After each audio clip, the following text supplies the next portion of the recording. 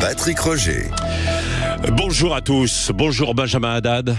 Vous êtes l'un des porte-parole des députés Renaissance à l'Assemblée nationale. L'actualité, alors ce matin, entre la grève à la SNCF, la pression des agriculteurs, les attaques de Macron et du gouvernement contre le RN, le temps des économies, il faut se serrer la ceinture, a dit Bruno Le Maire hier soir. Et puis il y a aussi les questions internationales, puisque vous êtes l'un des spécialistes de la majorité sur ces dossiers internationaux. Vous étiez d'ailleurs à Munich où il y avait la conférence sur la sécurité européenne. On va en parler bien sûr, parce que 2024 apparaît comme l'année de tous les dangers à l'international.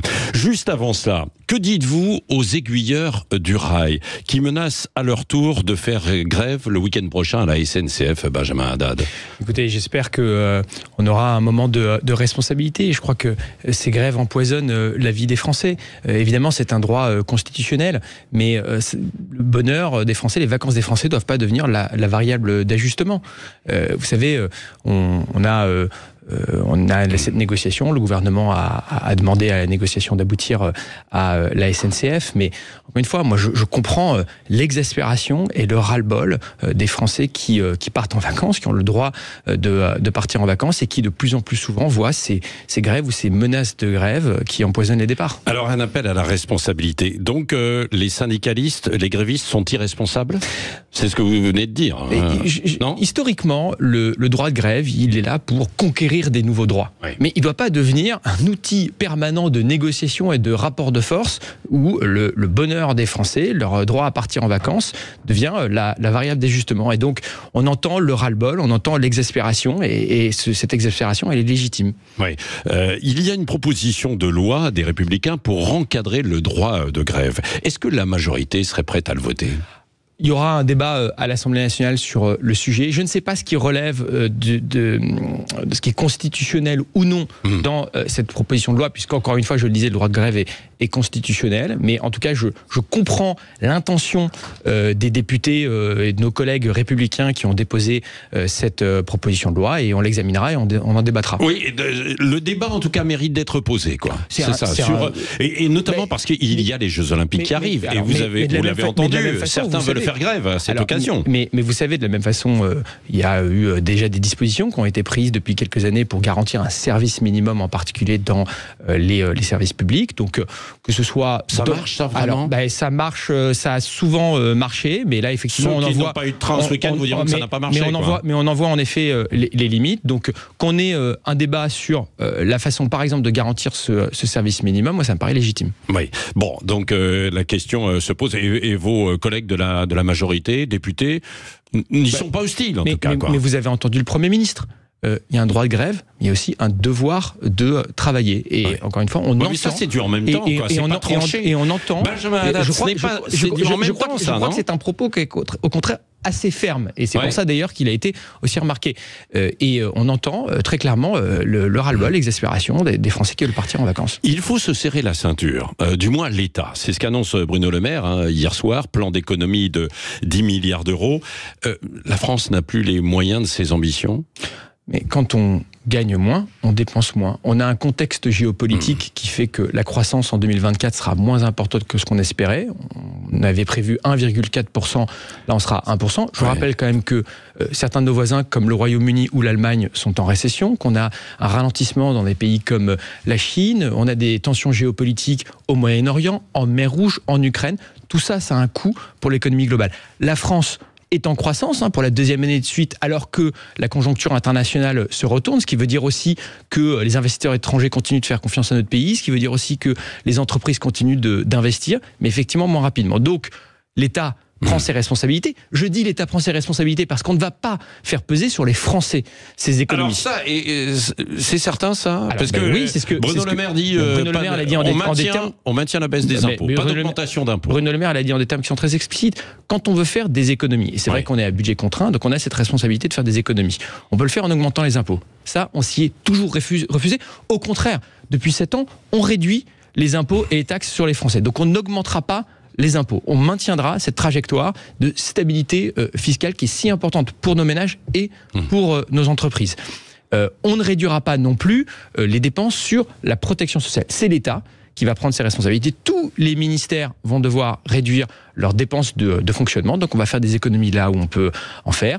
On a identifié un certain nombre de programmes comme l'aide au développement, MaPrimeRénov', où on va faire des économies. Un certain nombre d'organismes aussi liés à l'État qui vont faire des économies. Donc tout ça, ça fera 10 milliards. Ça fait déjà un certain temps que notre majorité travaille sur les endroits où on peut faire des économies. En tout cas, ce ne sera pas la protection sociale, ce ne sera pas les collectivités territoriales et on n'augmentera pas les impôts. Bon, Benjamin Haddad, MaPrimeRénov' notamment, qui va être un peu raboté, quoi. C'est assez étonnant parce que on dit qu'il faut que c'est prioritaire cette politique. Puis là, elle est prioritaire parce qu'aucun pays ne met autant que la France en Europe pour pouvoir rénover les bâtiments et assurer la transition environnementale. On avait prévu une augmentation d'1,6 milliard, ce sera 600 millions. Donc on augmente tout de même en 2024 MaPrimeRénov' moins rapidement, de façon moins importante que ce qui était prévu. Oui, Benjamin Haddad, vous êtes l'un des porte-parole des députés Renaissance à l'Assemblée. Ça ne passera pas par l'Assemblée, alors, ce plan d'économie. Ça va être par décret. On ne veut pas qu'il y ait de projet de loi de finances rectificative. Alors, on verra. Ça, je ne sais pas ce que le gouvernement a prévu. Je pense qu'il y a des dispositions qui passeront peut-être par ce qu'on appelle effectivement un PLFR, c'est un projet de loi de finances rectificatif, et d'autres par décret.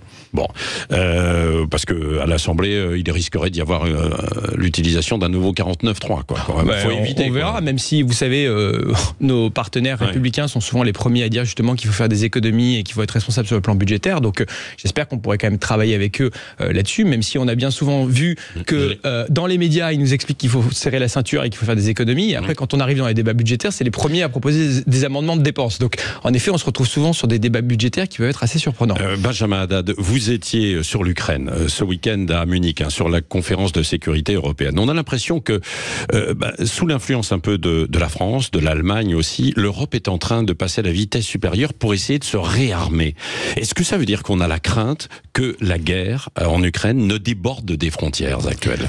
2024, ça va être une année existentielle pour l'Europe. On a la guerre sur notre continent avec les Ukrainiens qui se battent depuis 2 ans pour assurer non seulement leur sécurité, mais la sécurité de l'Europe face à une Russie qui devient de plus en plus agressive. On le voit avec la mort tragique de l'opposant Alexei Navalny ce week-end. On le voit avec les nombreuses ingérences, les attaques informationnelles, hybrides que la Russie mène contre nos démocraties, à commencer par la France. On l'a vu encore la semaine dernière avec ce plan d'ingérence sur les réseaux sociaux et dans notre démocratie qui a été révélé par le gouvernement. Elle vient de partout, quoi. Vous avez été un peu sous influence américaine pendant un petit bout de temps. Vous n'allez pas nous dire que l'Amérique n'a pas d'influence.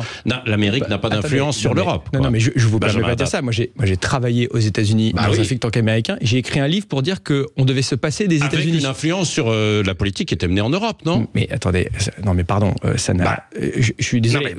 Non, mais il faut dire les choses. Il y a une différence sur ce radio. Non, mais attendez, il y a une différence entre être chercheur dans un think tank. Moi, j'ai travaillé sur les questions européennes, transatlantiques. J'ai écrit un livre en 2019 qui s'appelle Le Paradis perdu, qui dit que Donald Trump n'est pas un accident de l'histoire et que l'Europe va devoir investir dans son autonomie stratégique et donc se passer des États-Unis qui se détournent de l'Europe, qui pivotent vers l'Asie, avec la Chine qui est la priorité stratégique majeure, et donc que l'Europe doit prendre la maîtrise de son destin. Ce qui est encore plus vrai aujourd'hui, au moment où on a la guerre sur notre continent, où on a les crises à nos frontières, où on a les questions technologiques, énergétiques qui sont utilisées comme des leviers d'influence sur nos propres démocraties. Et donc, la question qui se pose en 2024, alors qu'on a la guerre sur notre continent, alors qu'on a Donald Trump peut-être demain aux portes du pouvoir à nouveau, est-ce qu'on veut que l'Europe soit capable de maîtriser son destin, d'assumer sa puissance, de défendre sa propre souveraineté sur le plan militaire, comment peut-elle maîtriser son destin ? Eh bien, c'est tout ce que le président de la République pousse depuis son discours de la Sorbonne sur la souveraineté européenne, c'est-à-dire investir déjà massivement dans son réarmement, et c'est en effet tout l'enjeu de cette rencontre avec le président Zelensky et les garanties de sécurité qui ont été données par la France, c'est-à-dire de montrer que nous sommes capables de soutenir les Ukrainiens dans le temps long, que nous serons endurants à un moment où la Russie essaie de déstabiliser nos démocraties, et la Russie espère qu'on va se lasser, qu'on va se diviser. Ça fait 2 ans qu'elle fait ce pari, elle a échoué jusqu'ici. On doit lui montrer qu'on est capable de tenir dans le temps long.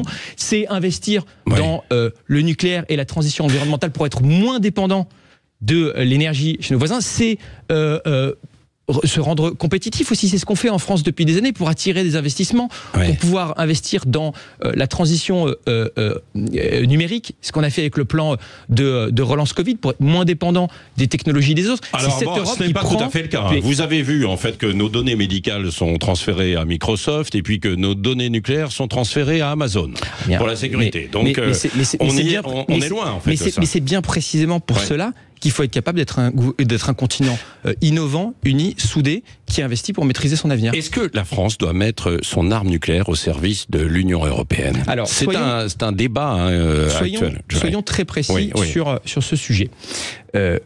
La dissuasion nucléaire est souveraine, elle restera souveraine, et la France ne partage pas la décision d'utiliser l'arme nucléaire avec ses voisins, avec ses alliés ou qui que ce soit. Mais la France a toujours reconnu, et le président Macron n'a pas été le premier à le dire, Jacques Chirac par exemple l'avait dit en son temps, que les intérêts vitaux de notre pays, c'est-à-dire les intérêts pour lesquels on serait prêt à utiliser l'arme nucléaire, ont une dimension européenne. C'est vrai que la sécurité de nos alliés, c'est aussi la sécurité de la France. Et à un moment où plus les États-Unis sont en train de se retirer du continent européen, où on a des voisins qui s'inquiètent pour leur souveraineté, leur sécurité, eh bien, la France a une responsabilité tout particulière auprès de ses partenaires. Et donc, ce week-end, vous avez discuté justement de ces moyens de l'Europe pour se défendre, de se réarmer. Comment peut-on faire, justement, aujourd'hui, alors qu'on annonçait juste avant là, le plan d'économie de l'État de 10 milliards, qu'on n'a plus d'argent dans les caisses?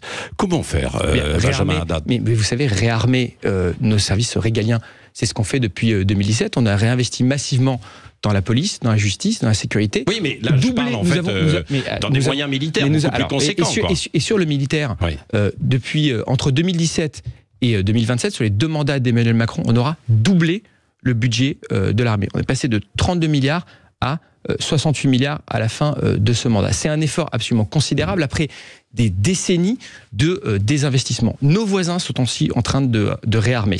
Donc, il faut, en Européen, qu'on soit capable de mutualiser aussi ces efforts, parce qu'en réalité, quand on cumule tous les budgets de défense européens, on voit qu'on est le 2e au monde derrière les États-Unis, mais évidemment, ça ne se traduit pas par des capacités opérationnelles, parce qu'il faut être capable de mieux coordonner. Et puis, je pense que cette année, il est aussi temps de prendre des décisions extrêmement audacieuses pour continuer à investir ensemble dans la défense. On a su le faire au moment de Covid. On a créé un fonds européen de la dette commune, 800 milliards, ce qu'on appelle le plan Next Generation, pour être capable d'investir dans la transition environnementale, la transition numérique. Eh bien, pourquoi ne pas le faire dans la défense? C'est ce qu'a proposé le commissaire européen Thierry Breton. On a beaucoup travaillé avec le sujet avec ma collègue du Parlement européen, Nathalie Loiseau. C'est aussi une idée que pousse la France. C'est le moment, en effet, de prendre en charge notre propre destin sur le plan militaire. Mais la France mène ce réarmement européen, notamment en ayant doublé son budget militaire sur les 2 mandats. Est-ce qu'il y a des voix dissonantes au niveau de l'Europe, où certains se disent ça coûte cher, c'est compliqué de mettre tout en commun, en tout cas au niveau de la défense? Mais il y a des voix dissonantes, à commencer par celle du Rassemblement national et des populistes d'extrême droite, qui veulent nous faire croire que dans ce contexte de guerre, dans ce contexte de réarmement et de tension internationale, on aurait le luxe de pouvoir diviser l'Europe, se replier sur nous-mêmes, ne pas faire l'effort de travailler avec nos partenaires, sortir du commandement militaire intégré plus au niveau de européen, l'OTAN ou de l'Union européenne. Franco-français. Mais alors déjà, ce qu'on constate, c'est que tous nos voisins sont en train d'augmenter leur budget militaire. Et ça, il faut s'en réjouir. Après, effectivement, on a encore des désaccords avec certains de nos partenaires. Vous pensez probablement à l'Allemagne qui achète du matériel militaire américain. Donc là, je crois qu'il y a une responsabilité aussi d'être capable d'investir. Alors, qu'on achète à l'étranger quand il y a des besoins urgents, on peut le comprendre. Mais on doit investir en européen parce que, comme l'a dit le président de la République, on ne peut pas remplacer les dépendances d'hier à la Russie ou à d'autres avec les dépenses de demain aux États-Unis ou à la Chine sur le plan commercial. Vous avez fait référence tout à l'heure aux États-Unis. Une petite parenthèse peut-être. Est-ce qu'il n'y a pas vous êtes un des spécialistes justement, est-ce qu'il n'y a pas une chance d'éviter une finale des papis, Biden-Trump? Vous savez, c'est le choix souverain des États-Unis. Donc à un moment, nous, on observe, mais je crois qu'il faut qu'on tire des conclusions de cette élection.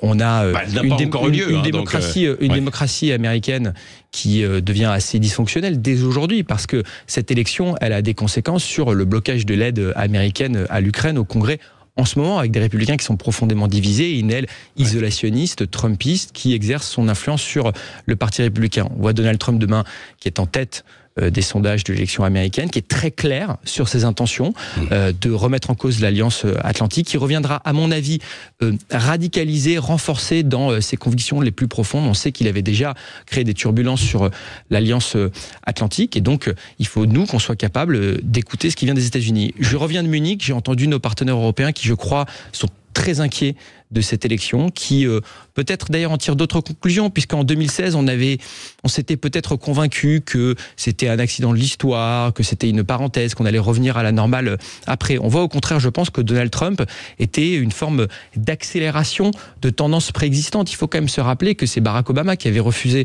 d'intervenir en Syrie après la fameuse ligne rouge, avec des conséquences majeures sur notre propre sécurité, les attentats terroristes de Daesh, la crise migratoire qui a frappé l'Union européenne en 2015, c'est Barack Obama qui avait déjà dit que les Européens étaient des passagers clandestins. Les Russes étaient intervenus aussi pour mettre fin quand même à ce qui se passait en fait en Syrie, en partie en tout cas. Les Russes étaient intervenus à un moment où nous aurions dû prendre nos responsabilités parce que ça avait un impact. On avait dit à l'époque, heureusement qu'ils étaient là. Non, les Russes l'avaient fait aussi avec des conséquences humanitaires dramatiques, et l'avaient fait surtout pour renforcer le régime de Bachar el-Assad. C'est sur des filières djihadistes, terroristes.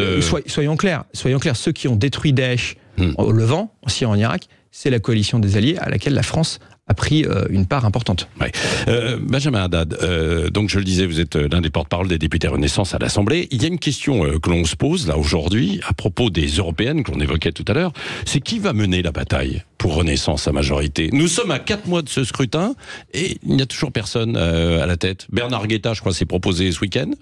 Écoutez, cette décision, elle sera prise bientôt. Vous savez, la dernière fois, je crois qu'on avait décidé de la tête de liste, je crois, mi-mars. Le plus important, c'est de rappeler les enjeux de cette campagne.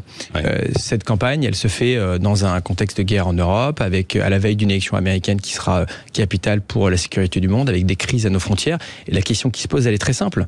Est-ce que on veut une Europe qui est affaiblie, divisée, repliée sur elle-même, comme le propose le Rassemblement national, ou est-ce qu'on veut une Europe qui est capable de défendre ses intérêts, d'assumer sa puissance, d'assurer la défense de sa souveraineté de façon unie? C'est ce que nous, on propose.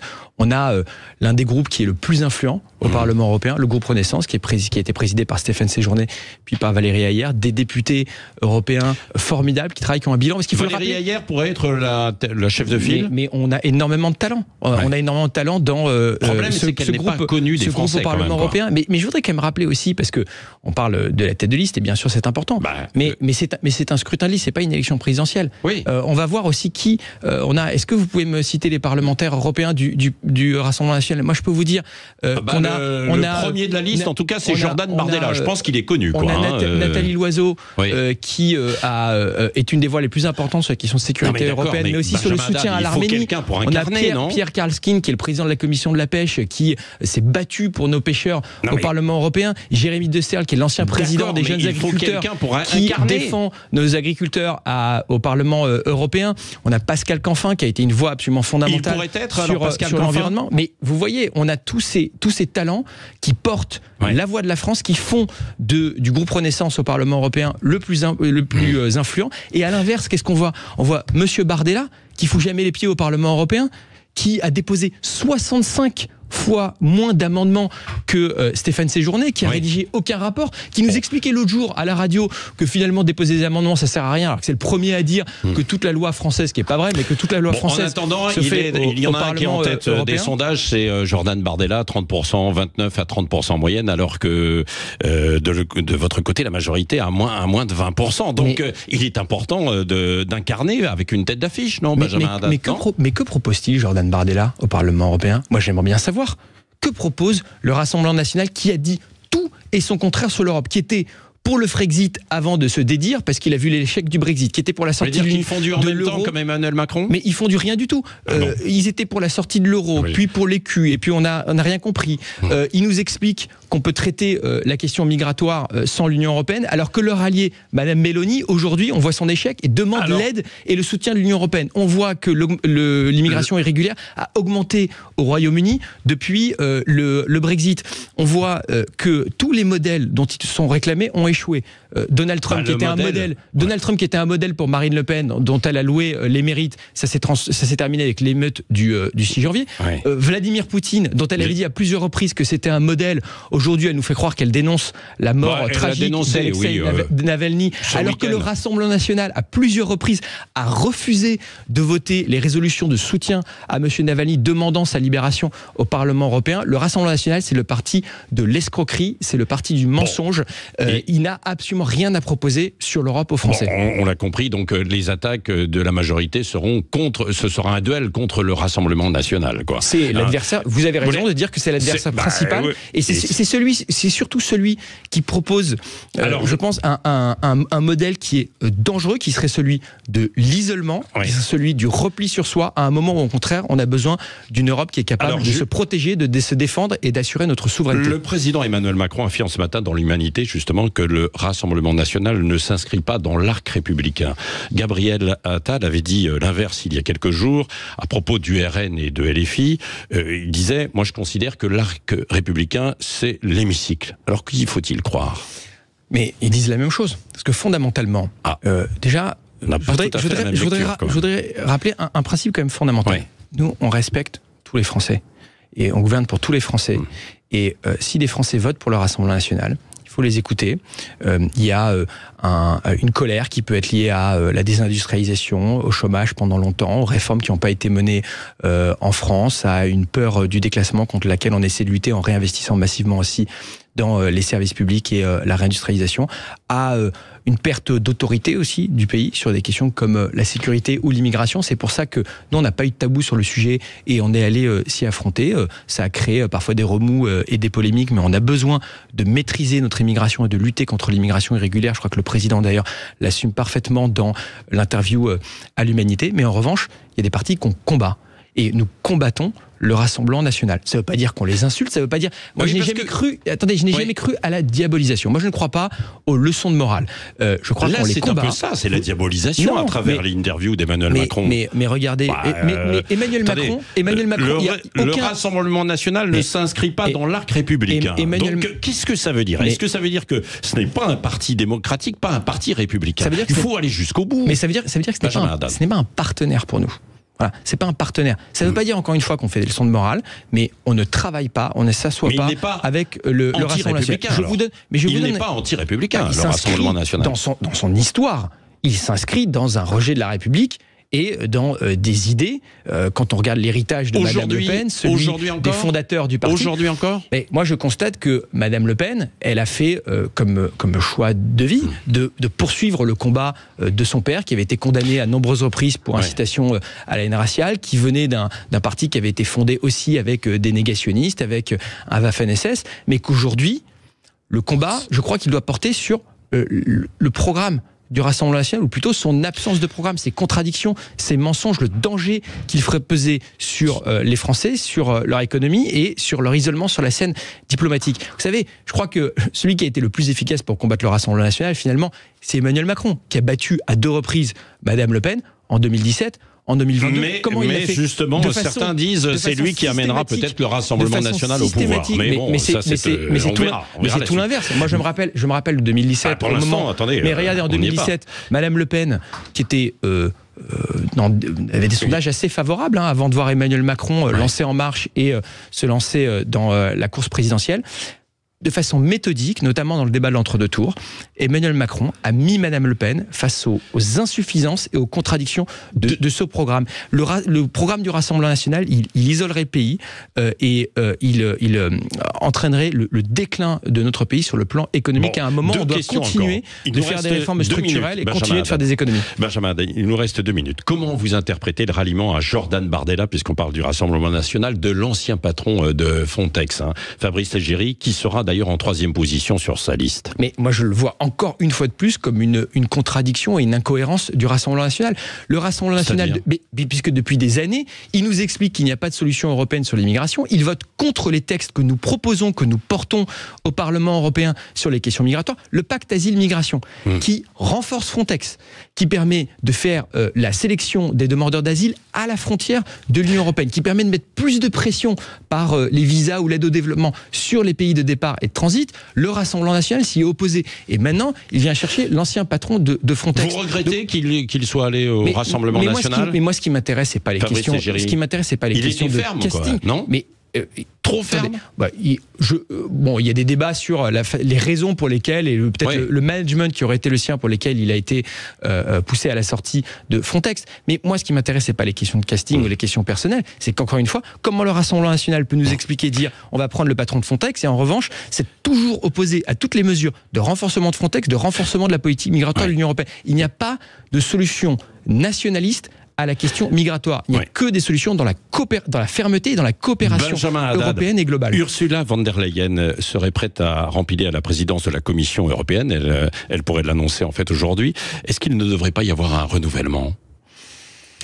Je crois qu'on a un bon bilan européen quand on regarde ces dernières années, notamment dans la réponse à la crise Covid. On a su mutualiser l'achat de vaccins, ce qui fait qu'aujourd'hui le continent européen est celui qui a eu le taux de vaccination le plus élevé. On a su de façon aussi collective investir massivement pour la transition environnementale, pour la transition numérique à la sortie de cette crise historique. Donc ce sera une décision, vous le savez, c'est une décision des chefs d'État qui choisiront le président du Conseil européen, la présidente de la Commission et les commissaires qui sera soumise au Parlement. Donc cette décision sera prise après l'élection européenne. Merci Benjamin Haddad, vous êtes l'un des porte-parole des députés Renaissance à l'Assemblée nationale. Merci d'avoir répondu à toutes ces questions ce matin sur Sud Radio. Dans un instant, on se retrouve avec le 0826 300 300, 0826 300 300. Vous voulez réagir à ce que vous venez d'entendre, bien sûr, vous avez la parole, parlons vrai. L'actualité aussi, donc avec la grève à la SNCF, toujours